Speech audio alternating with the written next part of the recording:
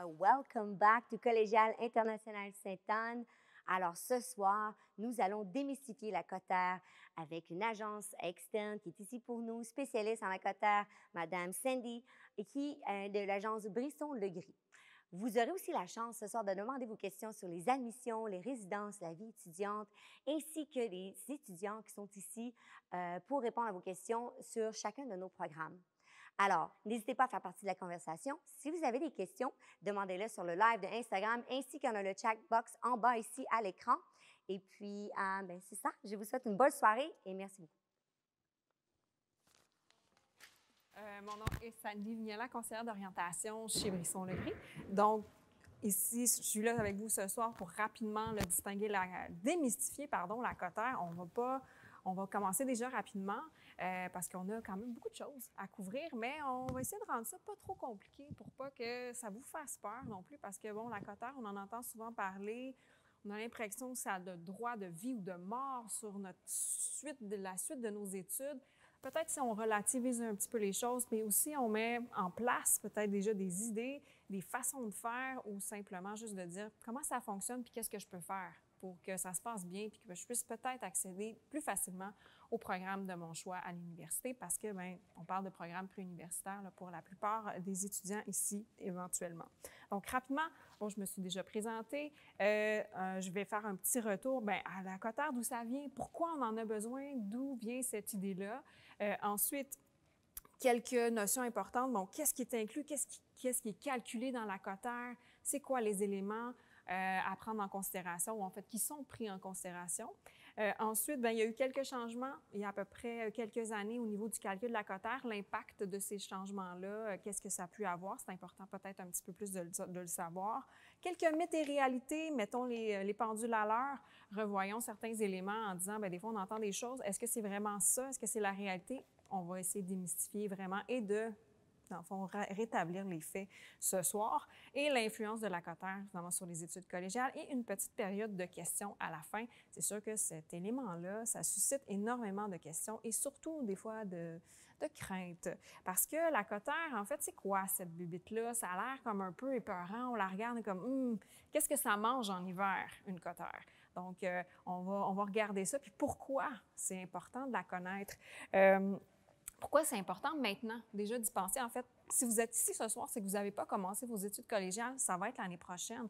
Mais c'est important de démarrer les choses du bon pied. Donc, pourquoi c'est important maintenant? C'est de savoir un peu d'où ça vient, comme je le disais tantôt.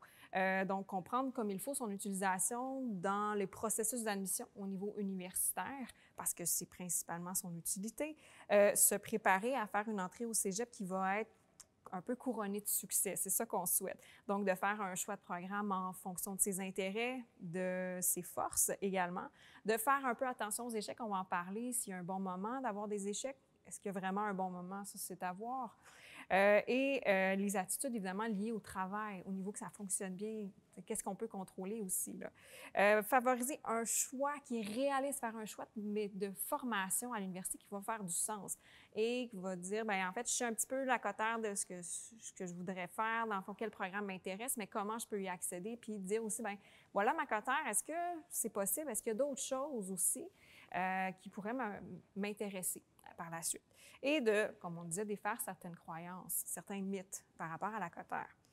D'abord, la cotère, ça vient d'où? Tu sais, qu'est-ce que ça veut dire? Premièrement, cotère, à la base, c'est CRC, donc la cote de rendement collégial.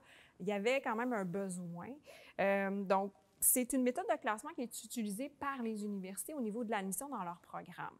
Dans la plupart des programmes contingentés, en fait, tous les programmes contingentés vont souvent utiliser la cotère pour une partie ou un autre de leur sélection.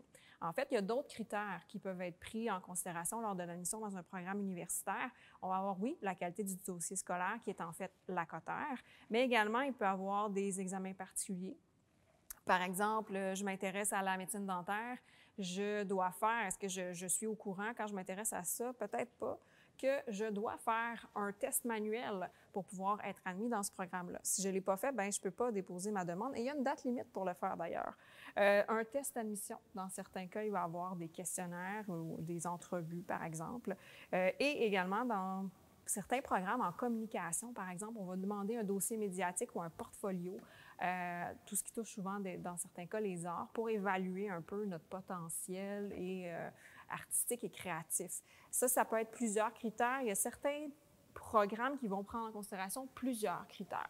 Si je pense par exemple à la médecine, bien, médecine, ça va être un test, le test Casper, une entrevue, mais à la base, ça va être le dossier scolaire qui va faire le premier classement, le premier tri, si on veut.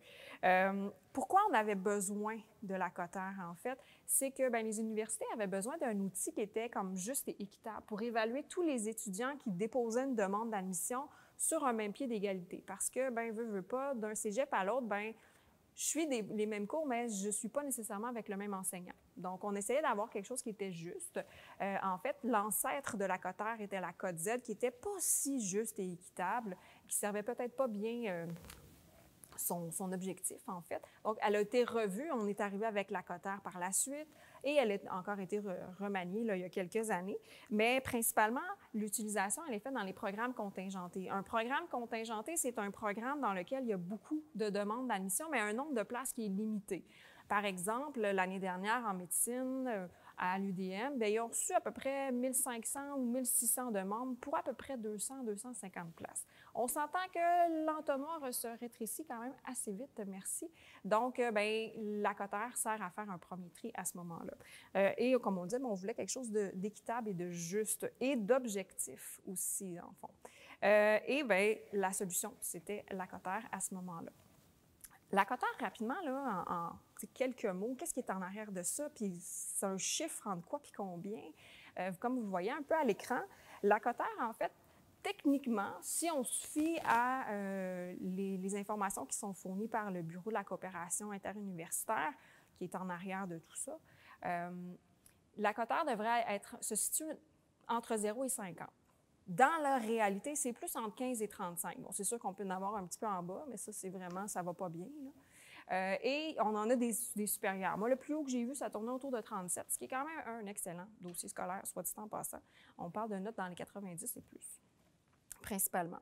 En fait, 95 des cotères se situent justement entre 20 et 34, avec une moyenne de 26. 26 n'est pas catastrophique et ça ne veut pas dire, ça dépend dans quel programme tu veux t'en aller, toujours. C'est toujours un peu à prendre en considération. Il y a des programmes aussi non contingentés à l'université. Donc, il y a des programmes, il n'y a pas de limite de places disponibles. En fait, ou bien il y a un nombre limite, mais en fait, ils n'ont jamais assez de demandes pour combler toutes les places qui pourraient être à combler. Donc, il y a certains programmes, par exemple la géographie à l'UQAM, bien, si c'est ça qui t'intéresse, bien, ça se peut que tu n'aies pas vraiment de problème à être admis. Puis des fois, bien, aussi, il y a certains cas, bien, OK, la dernière année, il y avait une cotère de 20, bien, on peut s'entendre que ce n'est pas très, très contingenté avec une cotère de 20. Donc, ce n'est pas un mystère, en fait. Les universités, là, les affiches des cotères des dernières années, à chaque année, cette liste-là, elle est mise à jour. Donc, il n'y a pas de secret d'État par rapport à ça. Et bien évidemment, on a les programmes contingentés, comme on disait. L'année dernière, en médecine, la dernière personne qui a été convoquée en entrevue à l'Université de Montréal avait une cotère de 35, presque 36. C'était 35,35 en fait l'année passée. Et ça varie, en fait, d'une année à l'autre, les cotères. Je vous mets un petit tableau rapide, là, justement. L'année dernière, pour l'admission en médecine, dépendant, il y a 4 universités au Québec là, qui offrent un programme en médecine. C'est écrit 2019, malheureusement, j'ai oublié de faire la correction. C'est les cotes de l'année dernière. Donc, ceux qui sont rentrés à l'automne à l'université, donc en l'automne 2020, ça se situe entre ces marges-là. Donc, pour ce qui est de médecine, on parlait d'une cotère entre 33 et 35,35 selon l'université. Donc, il y a des universités qui c'est un petit peu plus bas, d'autres que c'est un petit peu plus haut. Traditionnellement, McGill est légèrement plus élevé que les autres. Et il y a toujours, en fait, comme je l'ai dit tantôt, bien, la cotère, c'est la qualité du dossier scolaire. C'est le premier, on fait un premier élagage, si on veut. Après ça, on va regarder les entrevues qui comptent habituellement pour 40 % et le test Casper qui compte pour 10 %. Également, en psychologie, vous voyez que c'est légèrement moins intense au niveau du contingentement. On parle d'une cotère entre 25,4 et 29,7, dépendant de l'université. Il y en a que c'est plus contingenté, d'autres que ce l'est plus. Donc, des fois, quand on sort aussi un petit peu de Montréal, c'est souvent un petit peu plus bas. Des fois, ça ne veut pas dire que parce qu'ici, ça ne fonctionne pas, que tu ne pourrais pas regarder ailleurs. Le droit qui est quand même un programme très populaire, qui est quand même, ça se maintient, je dirais. On parle toujours autour de 29 et 31,5. Historiquement, c'est assez stable à ce niveau-là. À McGill, il y a une entrevue là, également. Pour ce qui est du génie, ah ben là, le génie, il y a tellement de génie. J'ai fait ça très simple. Il y a des programmes en génie qui ne sont pas du tout contingentés. En fait, dans certaines universités, mais on parle de 23,4 à 34,8. Vous voyez que quand même, la marge est assez grande, mais il y a certains programmes, par exemple, à la Polytechnique, qui sont comme uniques à Polytechnique. Là, quand on parle de génie biomédical ou génie aérospatial, bien, il n'y a pas 26 universités qui donnent ça, puis bien, les gens qui veulent aller là, bien, ils vont tous à la même place, ce qui fait que bien, souvent, ils vont prendre les meilleurs dossiers scolaires à ce moment-là. Communication, c'est j'en ai parlé rapidement tantôt, la coteur varie entre 20 et 28,5, puis même des fois, pour certains profils à l'UQAM, on n'a même pas de coteur du dernière année parce qu'il y a trop d'autres facteurs qui sont pris en considération.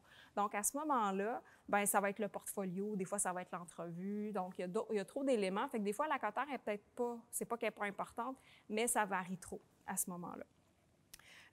Puis, c'est ça, le dossier médiatique.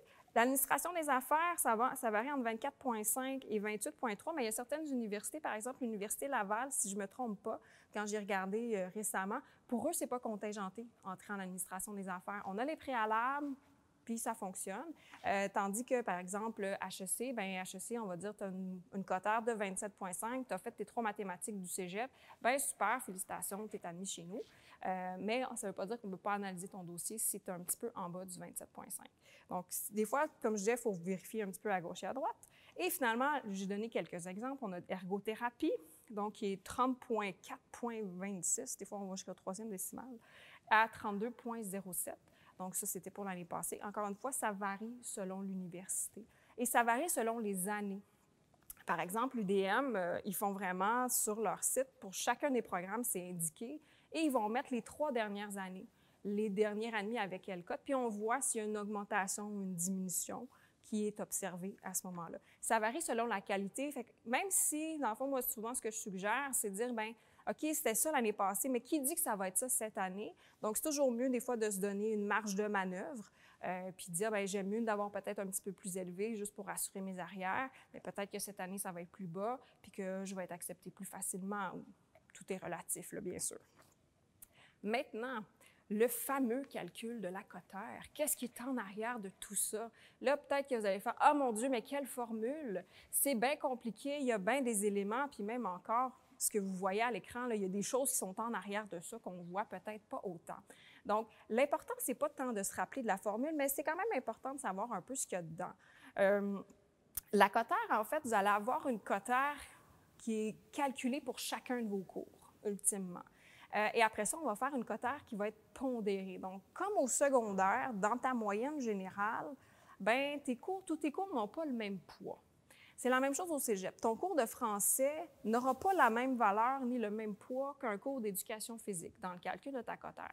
Donc, quand tu as une coteur pour chacun des cours, mais on ramène ça à une moyenne qui est pondérée. Donc, on va prendre en considération le poids de chacun des cours que tu as suivis. Fait que si ton cours de français vaut 2,66, pourquoi 2,66? C'est un mystère. Les gens au ministère sont arrivés avec cette idée, peut-être. Mais il y a également, dans le fond, mon cours d'éducation physique, c'est seulement une unité. Bien, c'est sûr que mon cours d'éducation physique va peser beaucoup moins lourd dans la balance que mon cours de français ou même mon cours de sciences, parce que le cours de sciences, on varie entre 2 et 2,66 selon le cours. Donc, ça tient compte, en fait, tous les cours que tu fais, réussis ou pas, qui sont calculés dans la coteur et c'est fait état de ton cheminement total, donc global. Tous les cours que tu as suivis, peu importe le programme, ça c'est important aussi, mais on va y revenir tantôt. Mais la coteur globale, c'est vrai, ça prend en considération tous les éléments tous les cours que tu as suivis. Donc, comme on disait, réussi ou pas, échec ou pas. Mais ça veut dire quoi, là, toutes ces lettres-là, puis ces chiffres-là? Premièrement, bon, au début, vous le voyez, CRC, donc c'est le vrai nom, code R, c'est ça que ça veut dire. Ensuite, on va retrouver la code Z. Bon, la code Z, qu'est-ce que ça mange aussi en hiver? La code Z, en fait, c'est la position d'un étudiant. Donc, la note que tu obtiens par rapport à la moyenne du groupe et comment l'écart type, qui est l'étalement des notes dans le cours, dans le fond. Puis là, ça peut aller de, en le fond, je sais pas, il y a quelqu'un qui a échoué le cours à 45 puis l'autre qui a eu 90. Bien, comment les notes sont réparties? Là, on divise ça en tranches. Là. On fait faire ça bien simple. Là. Puis pour ceux qui vont faire des statistiques l'année prochaine, ça va vous dire quelque chose. Mais c'est vraiment, ça, c'est la cote Z. Ça, c'est vraiment la seule chose, en fait, que tu contrôles dans cet aspect-là, ben, c'est la note que tu obtiens. Parce que la moyenne, bien ça, tu ne la contrôles pas parce que tu ne contrôles pas les autres élèves. Puis tu ne contrôles pas non plus l'écart type parce que tu n'as aucun pouvoir là-dessus. La seule chose que toi, tu peux contrôler, ben, c'est la note que tu obtiens puis les efforts que tu mets, principalement. Ensuite, cette cote Z-là va être multipliée par l'indice de dispersion du groupe. Donc, l'indice de dispersion, en fait, c'est, là, encore une fois, on parle de l'écart type des cotes Z du secondaire. Donc là, il y en a qui vont me dire « Ah, est-ce que mes notes secondaires, ça compte encore? » Le pourcentage est infime, ça n'a aucun impact, mais honnêtement, ça va être toutes les cotes Z de tous les étudiants qui sont dans le même cours que toi. Donc, à ce moment-là, ça permet, en fait, l'indice de dispersion, c'est pour amener, de rétablir si c'est un groupe qui est très homogène, donc de même, dans le fond, que les notes sont très proches ou que les notes sont très dispersées, donc où c'est très hétérogène en tant que tel. Donc, si c'est un groupe qui est très similaire ou un groupe qui est très éclectique, bien, l'indice de dispersion va venir un peu rétablir les choses. Ensuite, on va ajouter à ça l'indice de force du groupe, donc l'IFGZ, l'indice de force du groupe, qui est aussi basé sur la cote Z, donc l'écart type des notes au secondaire des élèves qui font partie de ce groupe-là. Donc, l'indice de force du groupe va venir aussi rétablir un peu, si on a un groupe qui est très fort, on va avoir un indice de force du groupe qui va être comme plus faible pour ramener tout ça une belle balance et ainsi de suite. Là, on va y revenir, là, je ne vais juste pas dire n'importe quoi, là, mais il me semble que c'est ça, mais j'ai une diapo là-dessus tantôt. Mais c'est aussi pour ramener un peu qu'il n'y ait pas de biais, parce que, bien, des fois, dans certaines écoles, bien, le mode d'évaluation n'est pas le même, donc c'est là que l'indice de force du groupe vient un peu rétablir un bel équilibre, une belle équité pour que tout le monde parte du même pied. En fait, aussi, bien, on a noté que c'est quand même relativement, on pense que c'est assez équitable. Quand il y a eu les modifications qui ont été faites à l'automne 2017, il y a eu un recalcul qui a été fait pour certaines personnes, en fait, on a reculé quelques sessions en arrière.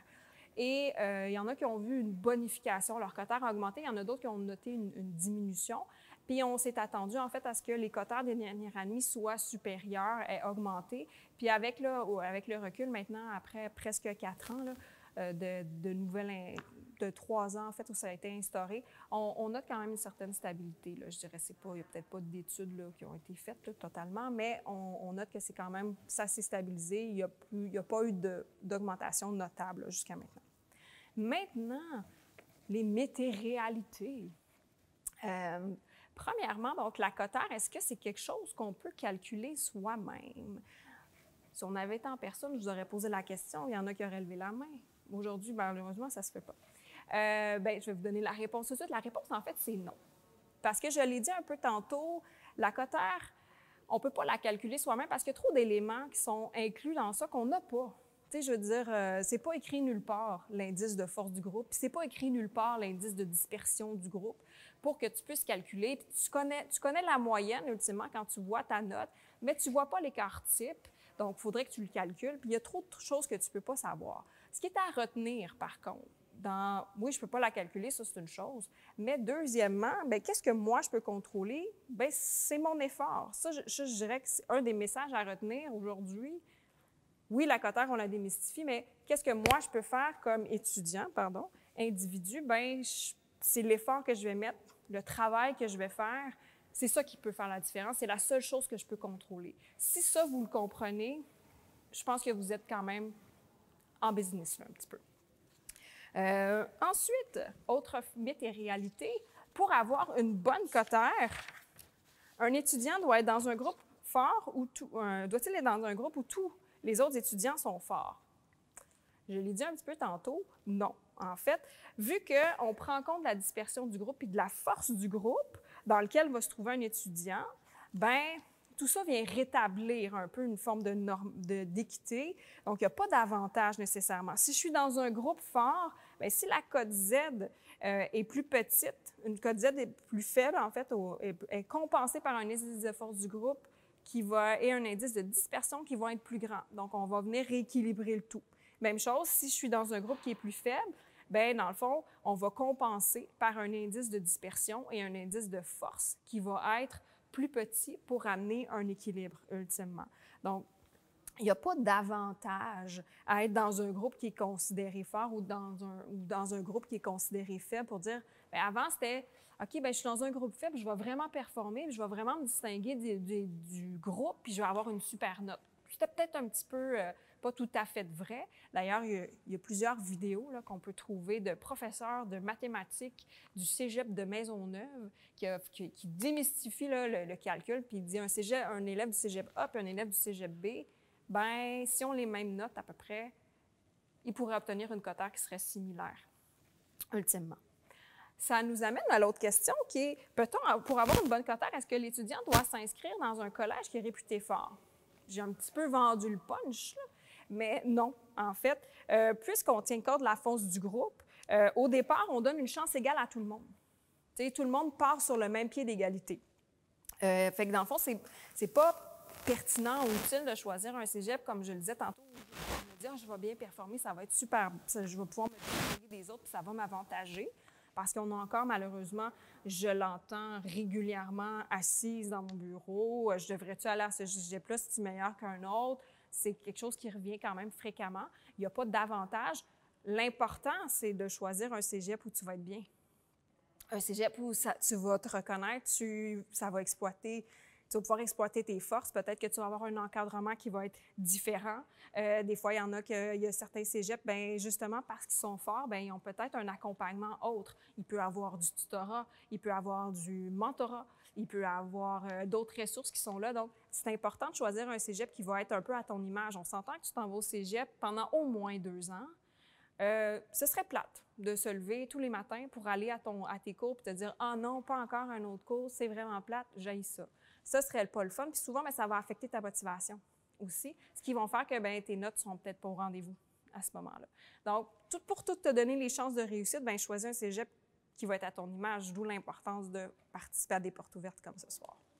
Existe-t-il un classement des collèges? Ça aussi, je l'ai entendu récemment, là, qui influence le calcul de la cotaire. Parce qu'il existe un classement des écoles secondaires, comme parfois on entend. Puis là, j'ai eu la question l'année dernière, est-ce qu'il y a un classement des cégeps? Puis j'ai répondu non, il n'y en existe pas. Et quelques mois plus tard, le Journal de Montréal publiait quelque chose qui n'était pas très, très solide, soit dit en passant. Mais non, il n'y a pas de classement des cégeps, puis il n'y a pas de classement, donc qui peut affecter la cotaire par la suite. Un étudiant qui a échoué des cours au collégial peut-il tout de même espérer être admis dans un programme universitaire? En fait, oui. On peut espérer être admis dans un programme universitaire. Les échecs, j'ai dit que j'en reparlerais, c'est le moment. Est-ce qu'il y a un bon moment pour avoir un échec? Bof, pas nécessairement. En fait, s'il y a un moment qui serait le meilleur pour avoir un échec, ce serait à la première session. Parce que, bien, en fait, quand tu as un échec au cégep, comme je l'ai dit tantôt, tous les cours sont comptabilisés, réussis ou pas, donc avec un échec ou pas. C'est sûr que si on a des incomplets, là, ça, c'est autre chose. Mais un cours que j'aurais pas annulé dans les délais ou que j'ai abandonné puis j'étais peut-être pas à mon affaire ou que j'ai vraiment échoué, même si j'ai travaillé, ça compte en fait pour 50... En fait, il y a 0,5. Il vaut la moitié du poids qu'il y aurait eu si tu l'avais réussi. À la première session, c'est comme la session de grâce. Pour te donner un peu le temps de t'acclimater, de t'habituer, de t'adapter au cégep, bien, à ce moment-là, si tu as un échec, il vaut pour 0,25. Donc, le quart du poids qu'il y aurait eu si tu l'avais réussi. Mais par contre, ce qu'il ne faut pas oublier, bien, c'est que quand j'ai un échec, même si je reprends le cours, parce que normalement, il faut que je reprenne le cours pour obtenir mon diplôme, là, si je reprends le cours et je le réussis, bien, il est encore là. Cet échec-là ne s'efface pas simplement parce que j'ai repris le cours. Donc, ça peut faire très mal, les échecs. Ça nous suit jusqu'à la fin et quand je disais partir du bon pied, c'est d'éviter d'avoir le plus possible des échecs ou des trucs qui sont très proches de l'échec aussi. Pourquoi? Parce que partir avec une cotère qui est faible, c'est extrêmement difficile de remonter une cotère. Tu peux faire, moi j'en ai vu des étudiants qui ont fait énormément d'efforts, qui malheureusement, malgré tous les efforts qu'ils ont mis dans leurs études, ils ne sont pas arrivés à remonter suffisamment la cotère pour avoir accès au programme de leur choix, ce qui a peut-être un peu fait un parcours légèrement tortueux au niveau de l'universitaire et encore. Ça, c'est une autre réalité aussi.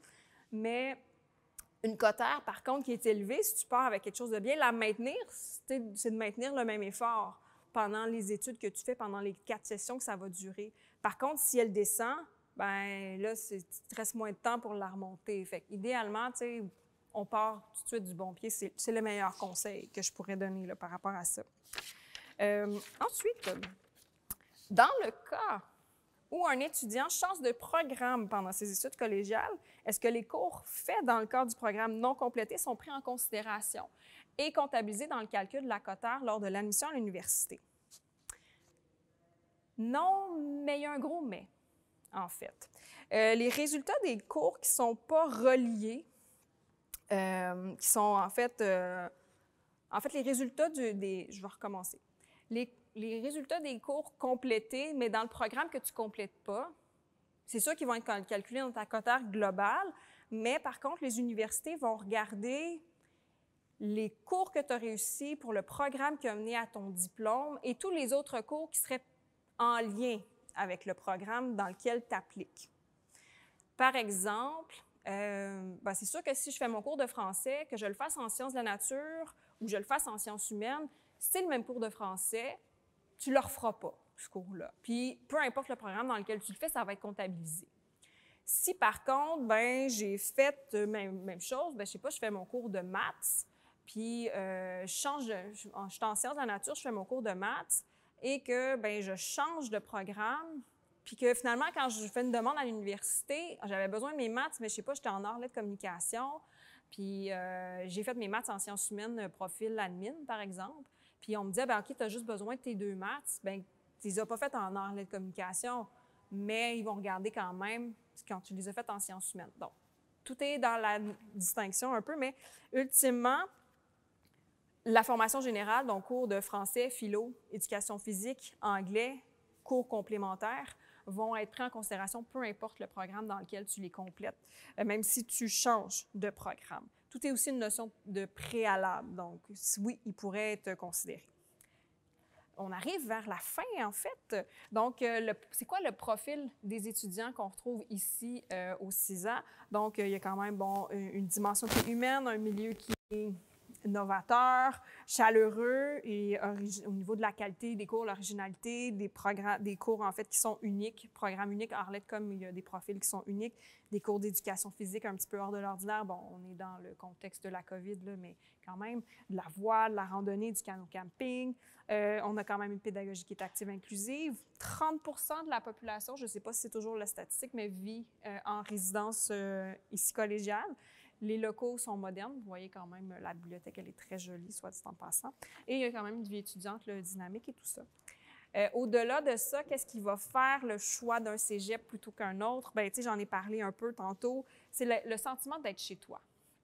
Le sentiment, tu sais, sans nécessairement dire que c'est ta deuxième maison, mais le sentiment d'être toi-même, d'être à l'aise, d'être confortable, que tu sens que l'enseignement, ça te convient, il y a quand même une qualité qui est là, l'encadrement qui t'est offert par tout le monde qui est là. Ça peut être conseiller d'orientation, ça va être ton, je sais pas, un psychologue, ça va être ton aide pédagogique. Toutes ces personnes-là peuvent t'aider.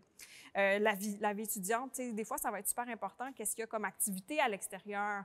Tu sais, troupe de théâtre, trucs d'impro, c'est des affaires qui t'intéressent. Il y en a, bien super. Peut-être que soit tu vas te reconnaître là. La proximité, bien, s'il y a une résidence, mais aussi là, la proximité, c'est, mettons, tu es à Montréal, mais ça te prend, je sais pas, 2 heures de transport pour aller à tel cégep. Bien, peut-être que tu vas peut-être être fatigué quand tu vas retourner à la maison le soir, puis peut-être tu vas être moins super motivé pour tes études. Et aussi, bien, le fait que tu as des amis. Des fois, c'est le fun d'avoir des gens, des visages connus. Même si des fois, on a l'impression qu'on va être dans les mêmes cours si on choisit le même cégep que nos amis. Personnellement, moi, je suis allée au même cégep que 2 de mes amis et honnêtement, on a été ensemble dans genre 2 cours. parce qu'il y a tellement d'étudiants. Des fois, c'est plus difficile, mais c'est le fun de se retrouver le midi puis à la bibliothèque pour pouvoir manger ou parler avec des amis des gens que tu connais.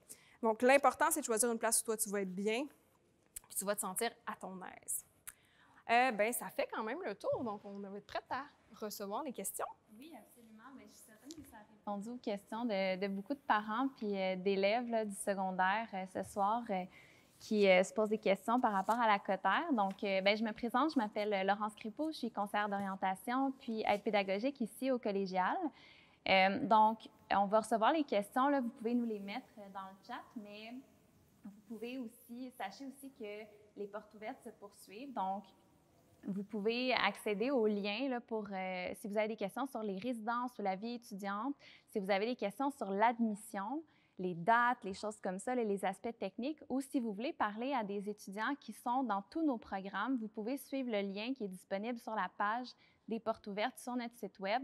Donc, on va être là, jusqu'à 19h là, environ pour répondre à toutes vos questions s'il y a lieu. Puis moi, je reste ici avec Sandy pour répondre aux questions plus précises par rapport à la cotère. Donc, ben, on me dit qu'on n'a pas de questions pour l'instant. Moi, j'en avais peut-être une pour toi. Vas-y. Des fois, on a la préoccupation des étudiants par rapport à la cotère, puis ils se disent, bien, qu'est-ce qui arrive si, à la fin de mon cégep, je n'ai pas la cotère pour aller dans le programme de mon choix à l'université? Qu'est-ce que tu dirais à ces jeunes-là qui sont peut-être inquiets de ça? Ils sont peut-être inquiets de ça. Des fois, c'est qu'il y a plusieurs chemins pour se rendre à la même place, je dirais. Et des fois, ça va faire que tu vas peut-être faire un petit détour. Fait que des fois, c'est de choisir...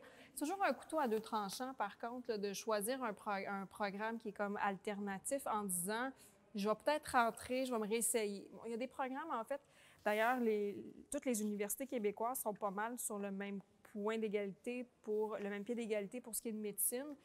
Avant, jusqu'à l'année dernière, en fait, les étudiants pouvaient se réessayer, les candidats pouvaient se réessayer à chaque année et dire, bien, OK, bien, je vais rentrer dans un autre programme, puis je vais bâtir un dossier universitaire, puis je vais me réessayer. Il est arrivé, puis là, les universités ont dit, pour médecine, ça ne fonctionne plus. Si tu rentres dans un autre baccalauréat, bien, tu vas devoir compléter ton baccalauréat avant de pouvoir soumettre une nouvelle demande d'admission. Bon, ça, c'est pour médecine, mais des fois, ça va être de choisir un programme qui peut être connexe ou qui s'en rapproche un peu quand c'est possible. Mais par contre, il ne faut pas choisir... Moi, selon ce que je suggère, c'est pas dire ça va être un prix de consolation ou je le fais juste dans l'optique de pouvoir rentrer dans le programme auprès de mon choix, peut-être, parce que si ça ne fonctionne pas, qu'est-ce que tu vas faire? Et si tu dis, bien, je rentre dans ce programme-là, puis, bien, OK, je vais rentrer, mettons, en sciences biologiques ou en sciences biomédicales à l'UDM, puis je vais vouloir rentrer dans un autre programme après, bien, si ça ne te tente pas d'être biologiste ou si ça ne te tente pas de travailler dans un laboratoire, bien, c'est peut-être pas la meilleure alternative. Oui. Donc, dans ce cas-ci, je suggère, surtout quand je vise un programme qui est très contingenté, c'est toujours bien de penser à un plan B, une stratégie autre, alternative, puis de prendre le temps. Puis si c'est nécessaire, bien, d'aller voir un conseiller d'orientation. Va voir ton conseiller d'orientation, discute-en avec elle. Je dis elle parce qu'on est pas mal plus des filles, là. Je dirais, va voir ta conseillère d'orientation, discute de tes plans, puis fais-toi une stratégie en prenant le temps de dire, bien, c'est quoi les avantages et les inconvénients, qu'est-ce que je vais en ressortir, puis j'ai-tu le goût? Si ça ne marche pas, j'ai-tu le goût de faire ça? Fait que, de se recentrer un peu sur nos intérêts. Oui, beaucoup. Puis de se poser des fois la question, mais pourquoi je veux faire ce programme-là absolument? Pourquoi je veux rentrer là-dedans? C'est quoi mes raisons? Mais des fois, on n'est pas là pour vous faire changer d'idée non plus. C'est pas ça notre travail. Mais des fois, c'est de te faire prendre conscience que peut-être qu'il y a d'autres choses aussi auxquelles tu n'as peut-être pas pensé. Puis des fois aussi, je l'ai dit, des fois, je sais que ça peut inclure des coûts, je veux dire, déménager en région pour suivre un programme universitaire à Montréal, c'est pas nécessairement possible. Mais si je sors un petit peu de Montréal, des fois, il y a des programmes qui sont beaucoup moins contingentés quand on sort de la ville. Puis, ça va, que tu le fasses ici ou que tu le fasses à l'UQTR, ça va te mener au même travail.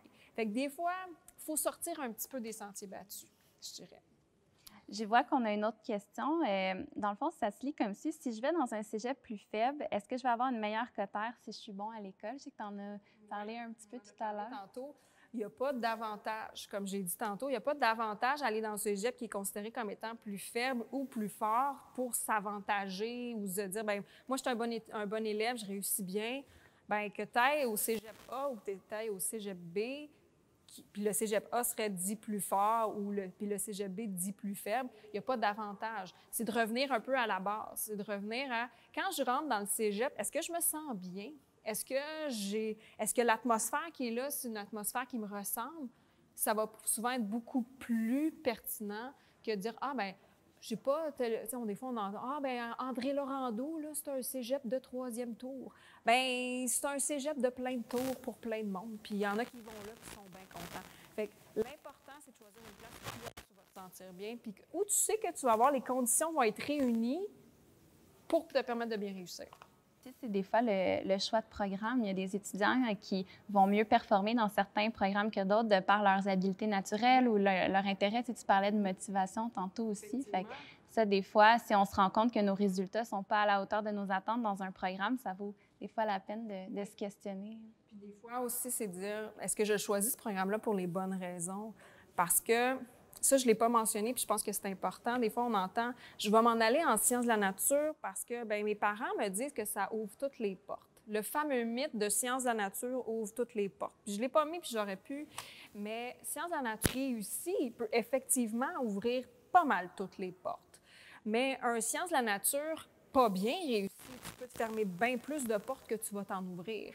Fait que tout est une. Si tu vas à tes cours tu dis, ah, j'aime pas ça, moi, la chimie, puis j'aime pas ça, la physique, ben écoute, pas sûr que ça va vraiment bien fonctionner rendu au cégep, là.